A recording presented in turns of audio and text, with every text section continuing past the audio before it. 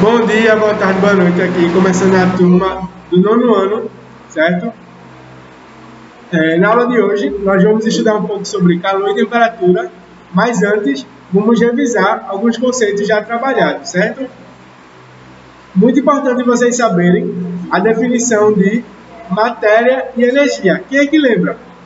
Matéria é tudo aquilo que ocupa lugar no espaço, tendo a sua menor parte, ou seja, a menor parte da matéria, qual é? O átomo, certo? O átomo é a menor parte da matéria. E tudo que não é matéria é energia, certo? E a energia vai ser tudo aquilo que não é matéria e está relacionado a três coisas: trabalho, ação e movimento, certo?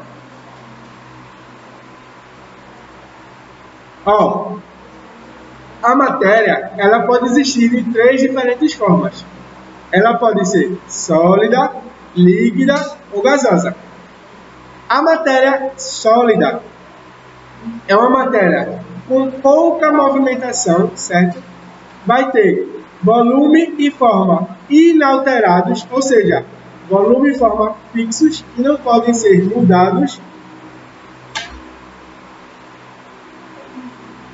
As suas moléculas vão ter pouca movimentação, certo? E a gente vai ver um pouco mais sobre isso na aula de hoje. E baixo grau de liberdade. Elas se movimentam um pouco, certo? Já a forma líquida vai ter um volume fixo, ou seja, 1 litro de água é sempre 1 litro de água, mas vai ter sua forma alterada. A forma dos líquidos vai ser composta exclusivamente do recipiente que ela estiver ocupando. Se você bota a água, 1 litro de água, em uma garrafa, ela vai ter a forma da garrafa. Se você bota em um recipiente diferente, o líquido vai ter esse recipiente, o formato desse recipiente que você colocou, certo? E por último, a forma gasosa, me desculpe. A forma gasosa, ela vai ter grande grau de liberdade. Suas moléculas são bastante dispersas, vão para vários locais aí, se espalham bastante, certo?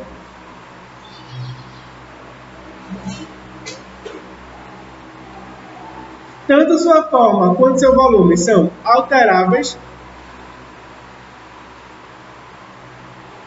E também os gases são compressíveis. Ou seja, eles podem ser comprimidos e apertados bastante, certo? Depois nós vimos mudanças de estados físicos. Dos três estados físicos, sólido, líquido e gasoso. Do sólido para o líquido, fusão.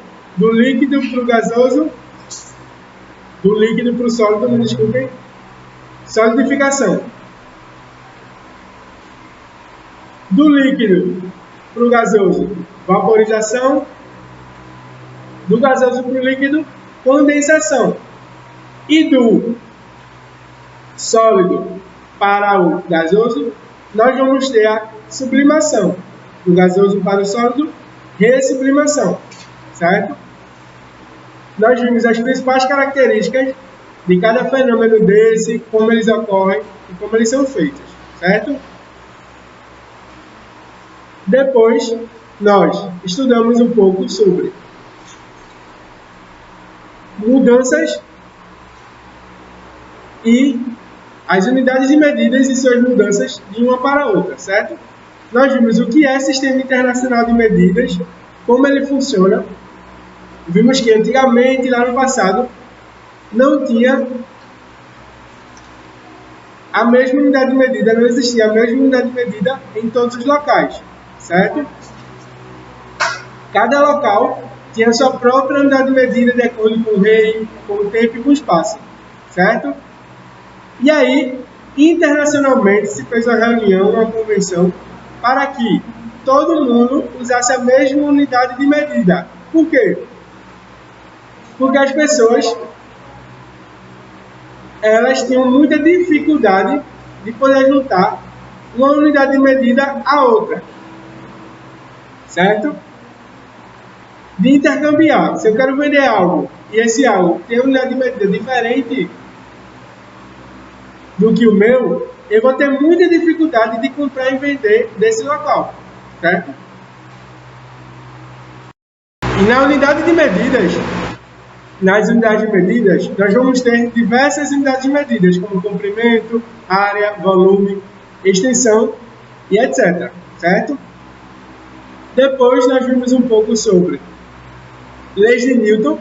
Falei para vocês que Newton criou 3 leis: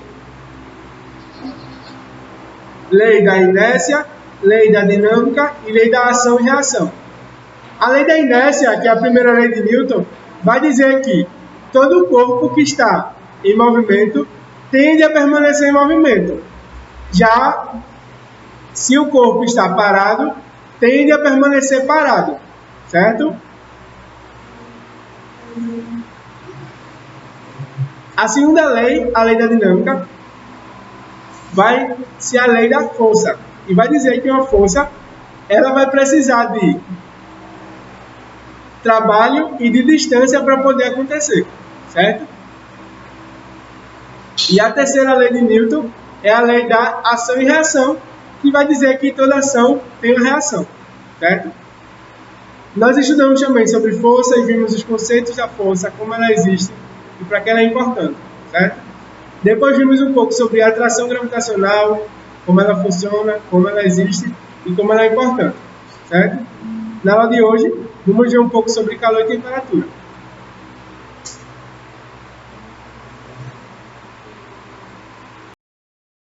Bom dia, boa tarde e boa noite, galerinha do 9º ano. Espero que todos vocês estejam bem aí na casa de vocês, certo? Quem fala aqui é o professor Celso. Agora vamos ter uma aula de ciências. Bom, nós, na aula de hoje, vamos estudar um tópico, a parte aí do livro, certo? Que vocês precisam saber sobre calor e temperatura, certo? E vou explicar para vocês o que significa esses dois conceitos, tanto calor quanto temperatura, certo? E vamos ver algumas características desses fenômenos.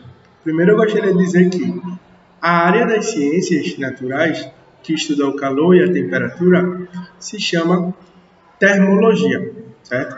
A termologia, ela vai dizer os fenômenos, como eles ocorrem e onde e como eles ocorrem, certo?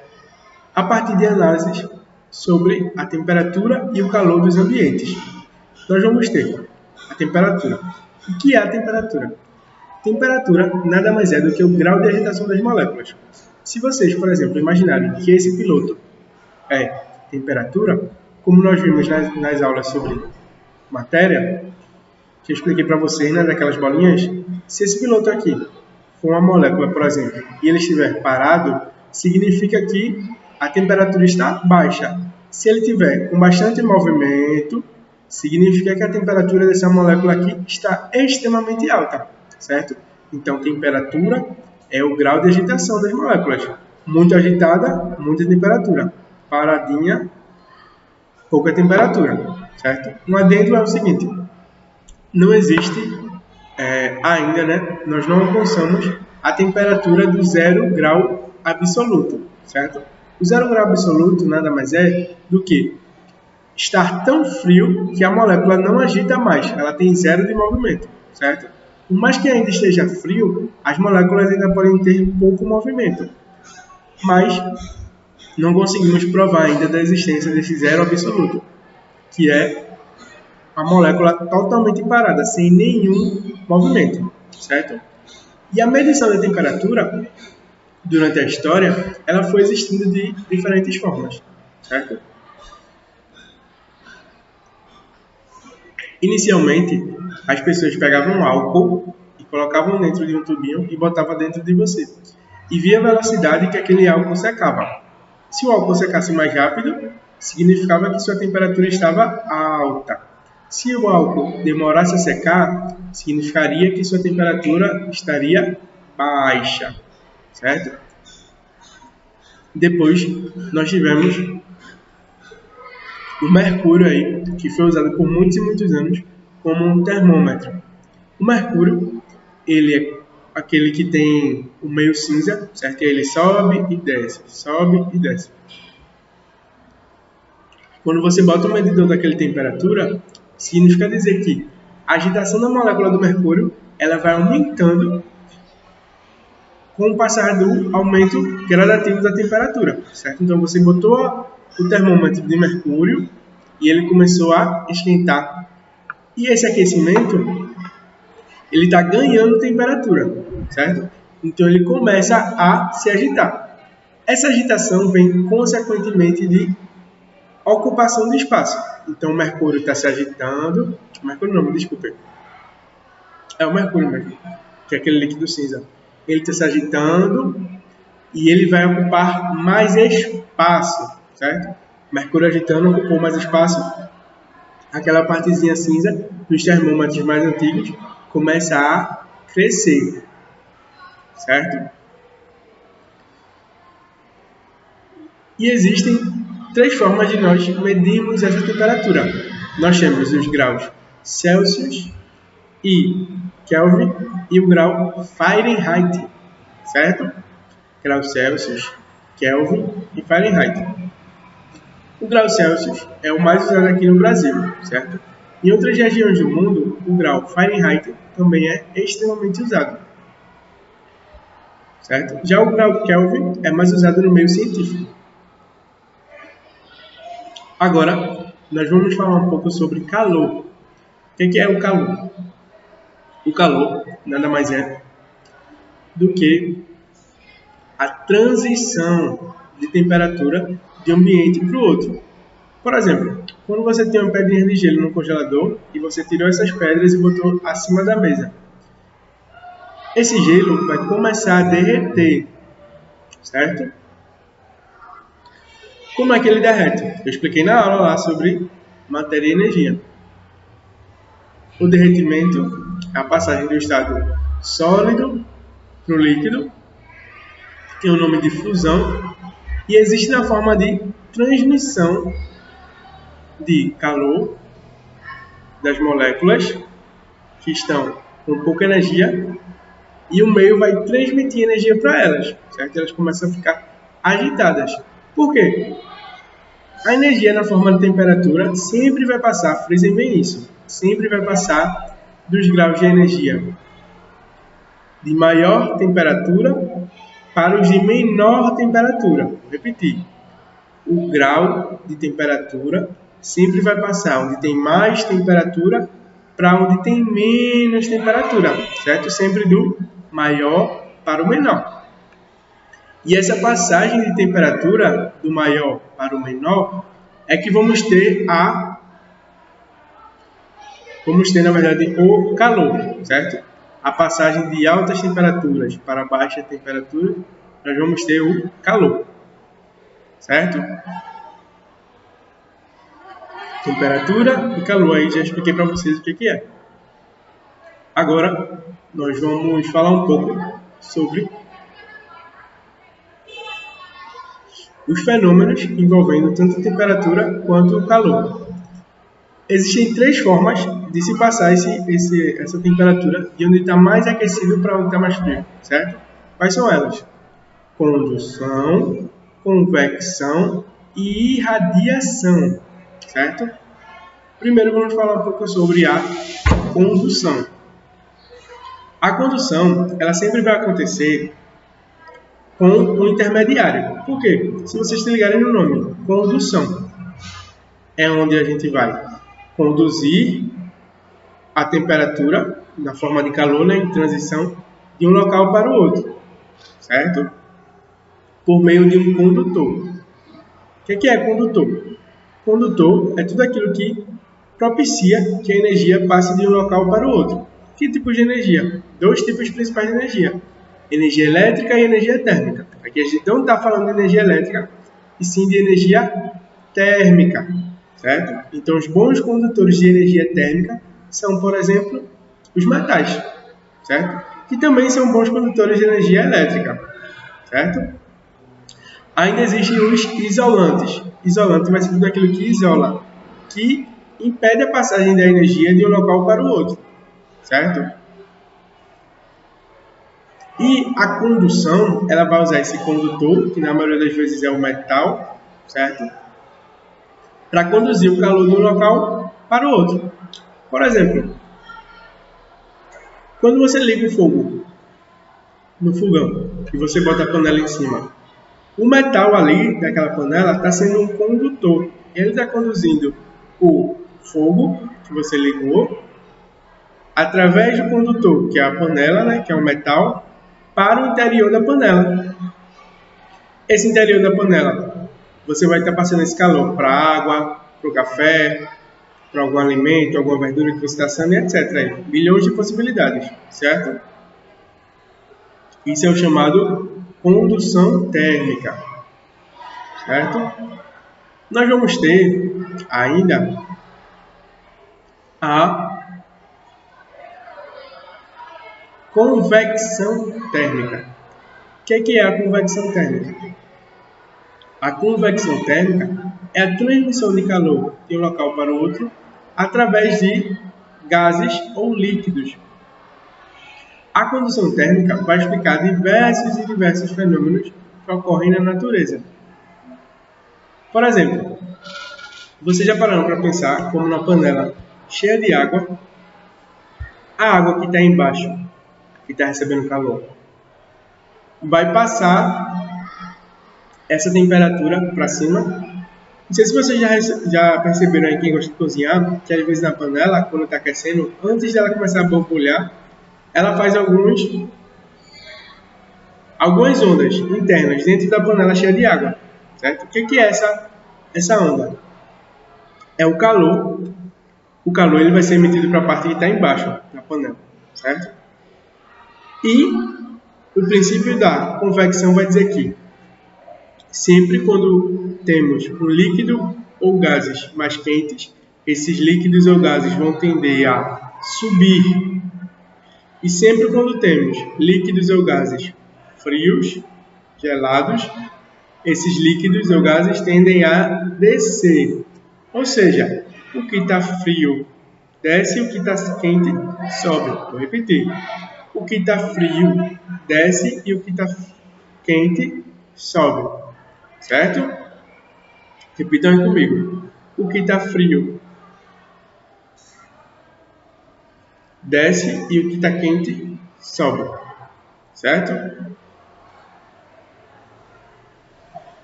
E o que significa? Que a panela de água vai aquecer a parte de baixo e a parte de baixo vai subir. Certo? E nessa subida, às vezes se faz onda acima da panela de água. Certo? Ali quando você estiver esquentando a água, certo? Lembrando que não façam isso sem a ajuda de um adulto. Supervisionando tudo. E eu não estou pedindo para fazer isso não, certo? Só dando um exemplo. Aqui para ficar bem claro aí para vocês. E o líquido que vai estar mais gelado, que não recebeu calor, ele tende a descer. Certo? O que está frio desce, o que está quente sobe. Com o princípio da convecção. Isso também explica porque no mar, muitas vezes, quando nós vamos à praia à noite e a água está quente. Por que a água está quente?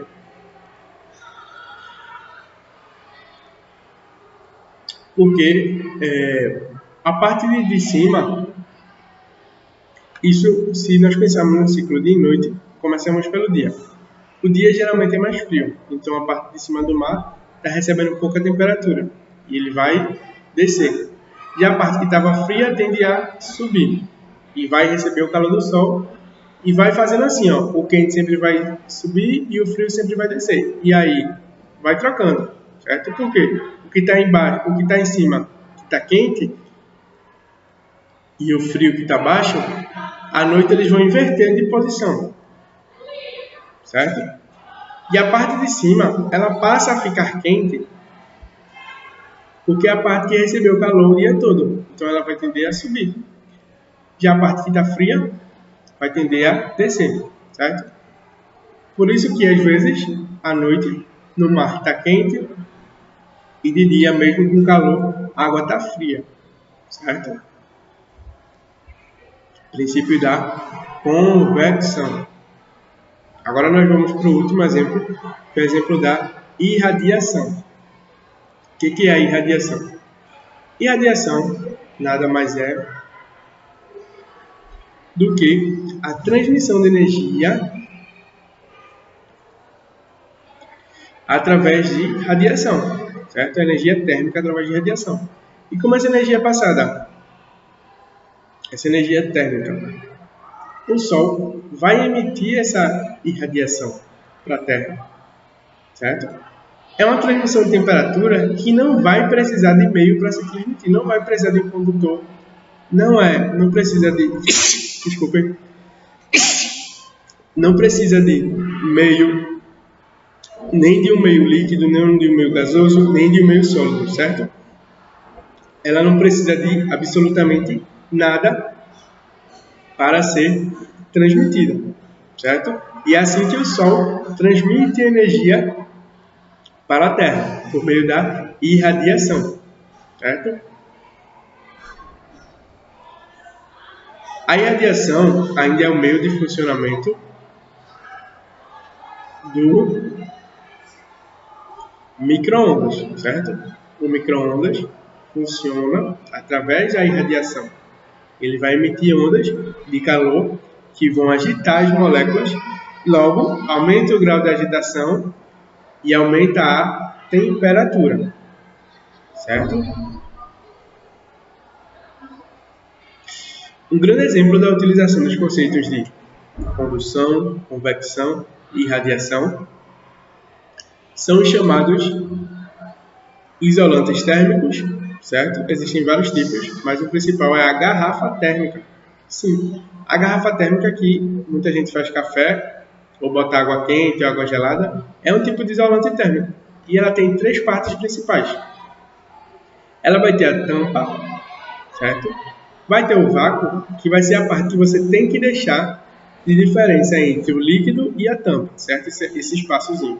Se você não deixar um espaço entre o líquido e a tampa, você não vai conseguir com que ela funcione, certo?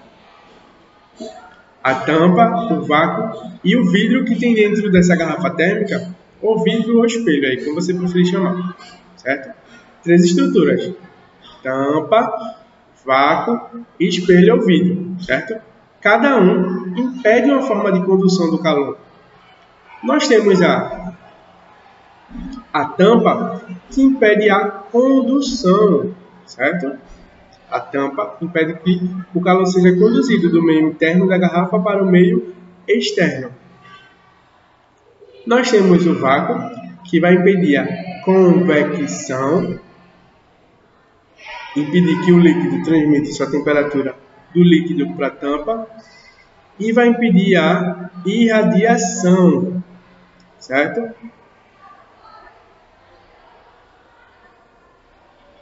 A irradiação, como eu falei para vocês, é a transmissão de energia, certo? Do calor na forma de energia pura. Ele não precisa de meio para ser propagado. E o espelho, ele impede que essa energia seja transmitida, certo? E ainda assim, depois do espelho, ainda tem um espaço entre o plástico de fora da garrafa térmica e o espelho, certo? Vamos agora falar sobre outro tópico. Vocês sabiam que a diferença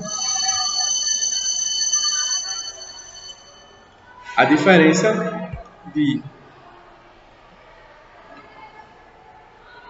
calor nos objetos faz com que esses objetos aumentem ou diminuem seus tamanhos?